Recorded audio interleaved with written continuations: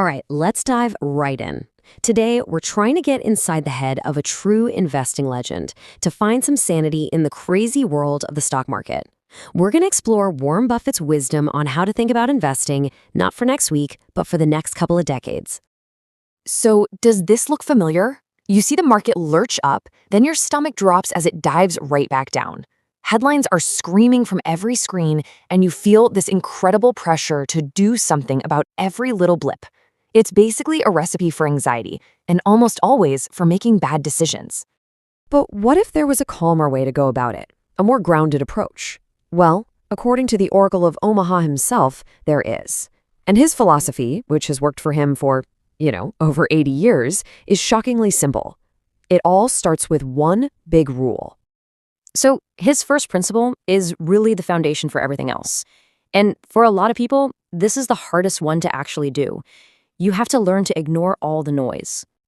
I mean, just think about that for a second. This is one of the most successful investors in history, and he is flat out admitting he has no idea what the market's going to do tomorrow or next week or even next year.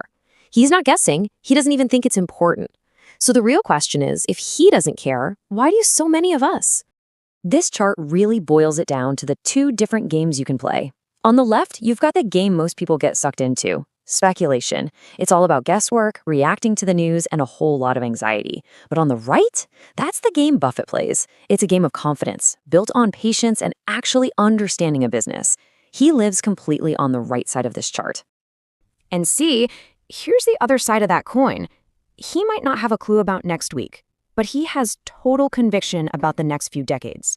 His bet isn't on some stock's daily wobble, it's on the fundamental, long-term upward direction of the economy as a whole.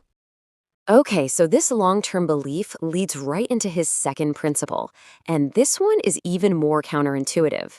It's about learning to actually love it when the market is falling. He doesn't just tolerate a downturn, he actively looks for them.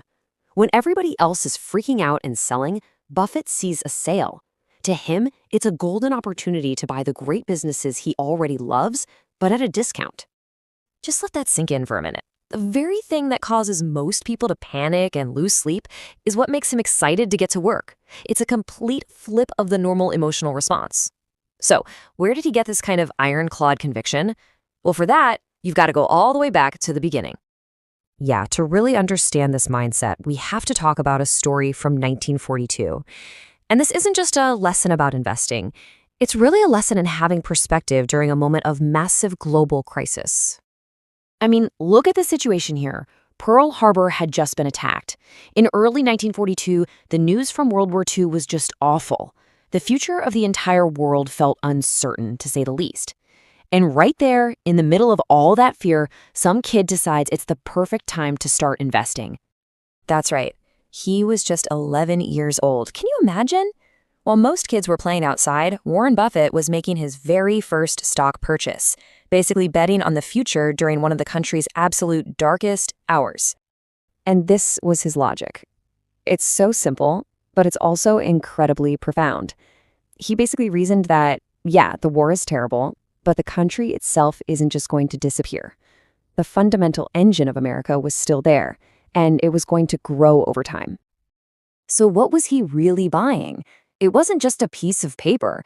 He was buying a tiny slice of the things that actually endure through any crisis. The factories, the infrastructure, the ideas, and the collective talent of the American people. Those things don't vanish in a downturn. In fact, that's where their real value compounds. So the big question is, how do we take these lessons from 1942 and actually apply them to our lives today? Well, it's all about shifting our own perspective, away from that short-term fear and towards long-term optimism. It all boils down to these three simple, but definitely not easy, steps. It's a mental game. First, you have to tune out the daily drama and stop playing the guessing game. Second, you start to reframe a crisis not as a threat, but as an opportunity. And finally, you place your bet, not on tomorrow's stock price, but on the long upward journey of human progress. And that leaves us with one final thought, a question for you. As you look at your own goals, what's the noise, the scary headline, the daily fear that's stopping you from investing in that long upward journey of human potential? It's a really powerful question to think about. and the answer might just give you the clarity you've been looking for.